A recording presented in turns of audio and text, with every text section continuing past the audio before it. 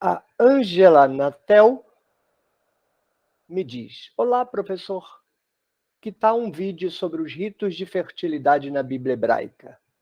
Vamos apimentar esse canal. Abração. Bem, não vamos apimentar esse canal, mas vamos falar de culto de fertilidade. Nós vamos falar sobre o que é possível falar sobre rito de fertilidade na Bíblia hebraica. Vamos lá? Bem, eu começaria dizendo que é indiscutível falar, quanto à Bíblia hebraica, de culto agrário. Falarei de culto de fertilidade. Tenham calma. Mas vamos estabelecer o que é indiscutível. O culto fundamental dos abramitas no sul, e quero crer, os israelitas no norte, aqui no canal, nós não nomeamos a população do sul como judaítas e do norte como israelitas. Nós usamos a nomenclatura sugerida pelo Mário Liverani em Para Além da Bíblia. No sul há abramitas e no norte há israelitas. E confirmamos essa sugestão com as próprias pesquisas que fazemos aqui na tenda. Aconselho a assistir aos vídeos sobre Abraão. Então, o culto dos abramitas é indiscutivelmente um culto agrário. E o culto dos israelitas me parece também o culto agrário. Não está descartada, nem por isso, a vinculação sazonal do pastoreio, como prescreve o Israel Finkelstein. Povos híbridos, semi-sedentários, que quando a vida facilita, se tornam agricultores. Quando a vida está difícil, levantam tenda e seguem com rebanho. A vida volta a ficar boa, se sedentarizam de novo. E fica um ciclo assim, ininterrupto, até a urbanização definitiva, na ocasião já dos reinos. Seja o reino de Israel ao norte, seja o reino de Judá ao sul, e daí vai depender do modelo que você use, o modelo do Finkelstein, com o reino no século VII, ou do Garfinkel, que é já o reino no século X. Não vem ao caso aqui. O que vem ao caso é que o culto é agrário. Dois argumentos em relação a isso. Os textos bíblicos mostram isso à exaustão. Nós não precisamos sair da Bíblia para constatar isso. E mais, os textos bíblicos polemizam com isso, criticam isso, repudiam o culto agrário.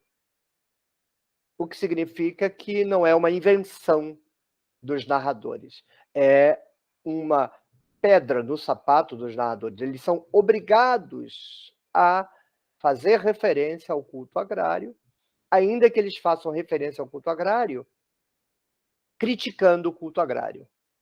O Templo de Jerusalém odeia o culto agrário. Essa disputa entre o plano litúrgico, teológico e religioso do Templo de Jerusalém e a prática concreta dos abramitas, ou do centro de poder em Israel e do povo, mas Israel foi destruído no século VIII, então o conflito não vai surgir nunca. O conflito, de fato, se instala no sul. Pode ser mapeado na narrativa de Adão e Eva, em que a tentativa de cobrir o pecado com folhas, com vegetal, com planta, é negada a função soteriológica do culto agrário. Na narrativa de Caim e Abel, em que Deus aceita o animal morto, mas não aceita a vegetação. Isso não tem nada a ver com o coração de ninguém, isso não está na narrativa, é invenção de quem assim lê. E no texto do dilúvio, lido dentro desse eixo estrutural, em que a única função salvífica é do culto cruento. Pois bem, então, partimos do pressuposto de que o culto dos abramitas, o culto dos israelitas no norte, o culto dos dois povos bíblicos é o culto agrário. Não vamos descartar sacrifícios como comidas para os deuses. Não está descartado. mas é um culto agrário, preso à terra, preso à vegetação, preso à agricultura, fundamentalmente. O elemento de fertilidade é um elemento fundamental do culto agrário.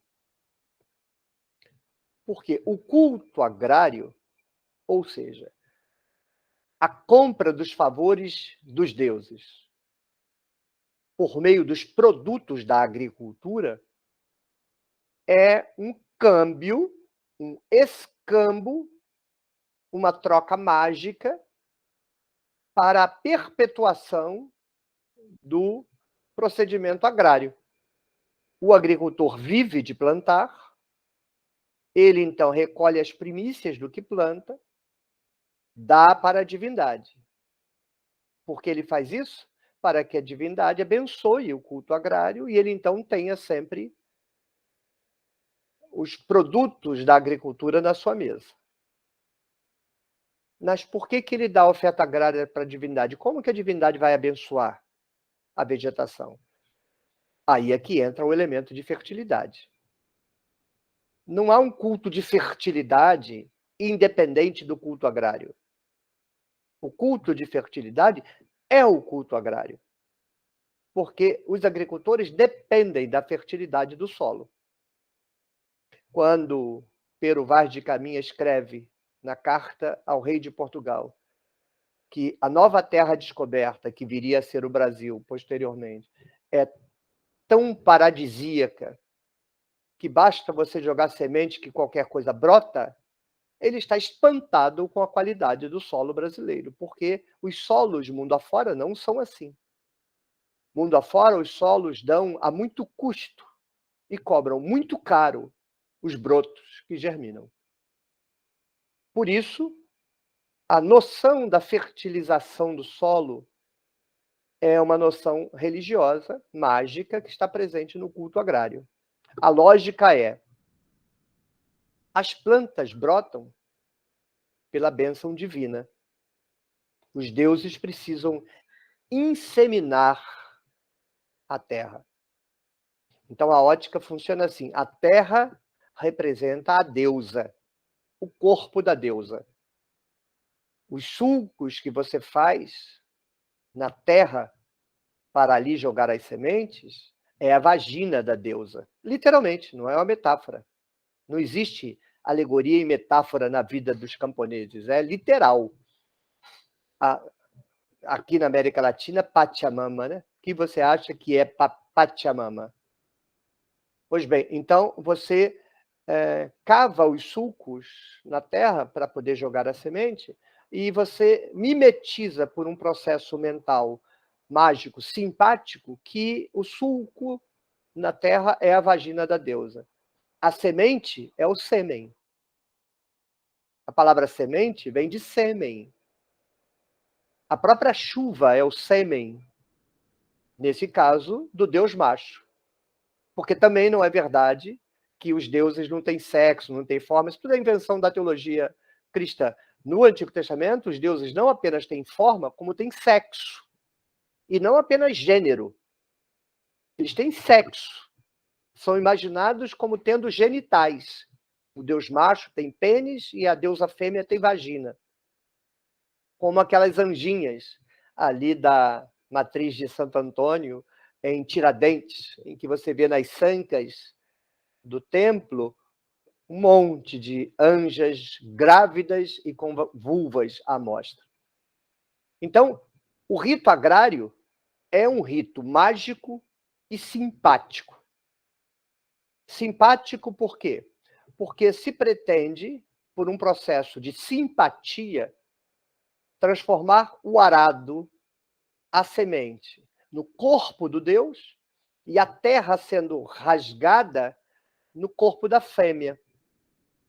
E o arado e a semente é o Deus macho e a terra a deusa fêmea.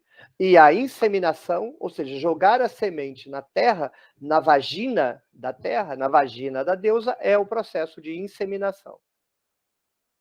Eles imaginam que o processo de plantar é o sexo dos deuses. Aí é aqui que entra aquele elemento que a Ângela mencionou de vamos apimentar. Mas eu serei comedido, porque está em disputa a questão. Há duas correntes de explicação com relação a isso. Uma corrente mais, eu diria, concreta, eu acho, advoga a tese de que os cultos de fertilidade encenavam literalmente o sexo entre o deus e a deusa. Então você tem uma pessoa que representa o deus e uma pessoa que representa a deusa.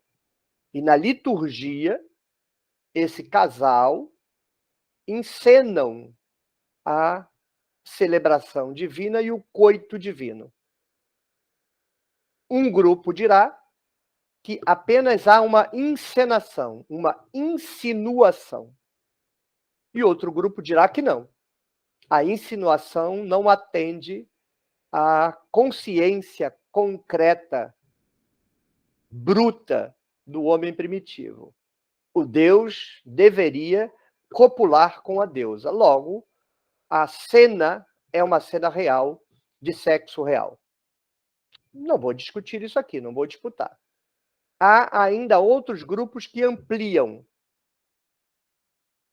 A cena não apenas é da cópula entre o Deus e a deusa, ou seja, um sacerdote e uma fiel, uma sacerdotisa e um fiel.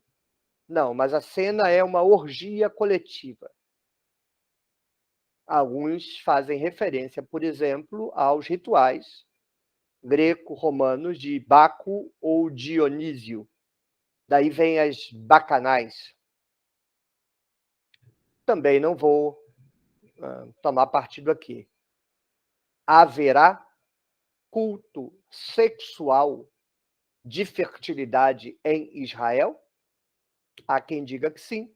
Há toda uma corrente da pesquisa bíblica, principalmente na escola escandinava, os países do norte da Europa, Holanda, Finlândia, Dinamarca, há uma chamada escola do rito, em que eles preconizam a presença de culto e rito de fertilidade em Judá e em Israel. Chegam, inclusive, tese que eu não endosso, não vejo sentido nela, não na defesa deles de culto de fertilidade em Israel, endosso, mas em eles dizerem que o livro de Cântico dos Cânticos é uma carta litúrgica de um rito de fertilidade. Para mim, não há nenhuma evidência no texto para isso, nenhuma. É uma alegoria completa da narrativa. Mas a pressuposição deles de que há culto agrário, concordo. Há rito de fertilidade, concordo. Para mim está correta. Eu não baterei martelo em se o rito agrário se consuma em sexo ou em orgia sexual. É possível que sim, pelo menos em sexo ritual de sacerdote com fiel ou sacerdotisa com fiel. Porque os apócrifos tentarão de toda sorte demover a população da prática desses ritos. Gênesis 6, de 1 a 4, guarda a memória disso, os seres celestes fazendo sexo com as mulheres, e isso pode ser uma tentativa de negativação do rito sexual de fertilidade. Não descarto em nenhuma medida isso. E mais, na insuspeita carta de Judas, já no Novo Testamento, veja, em período muito adiantado da história, há a conversão de um contingente grego que, aposto as minhas fichas, traz a prática do culto orgiástico de Baco ou de Dionísio para dentro da comunidade. E querem atualizar este culto orgiástico, eu direi, de fertilidade, com base na mitologia de sexo com anjos que está presente, que abunda a teologia e a mitologia do período do Novo Testamento. Isso será interditado. E penso seja uma das causas da cisão entre gnósticos e judeus, por exemplo. Então, O culto de fertilidade é a marca característica da religião bíblica, não o culto cruento do Templo de Jerusalém. O culto cruento do Templo de Jerusalém, que vai transformar a prática do camponês em maldição, o que era o trabalho abençoado, o que era o trabalho praticamente de um sacerdote da fertilidade divina. O agricultor era um sacerdote. Agora tem que ser lido como o trabalho de alguém amaldiçoado numa terra amaldiçoada. O culto da fertilidade foi destruído, todo o imaginário da fertilidade foi destruído em nome de uma teologia sacerdotal que é absolutamente pervertida, completamente pervertida. Porque o culto de fertilidade faz todo sentido. Todo sentido. Mas o sacrifício de um bicho para Deus não matar você, isso é de uma perversão, isso é de uma total falta de sentido. Então, eu acho bonito o culto de fertilidade e acho horroroso o culto do Templo de Jerusalém.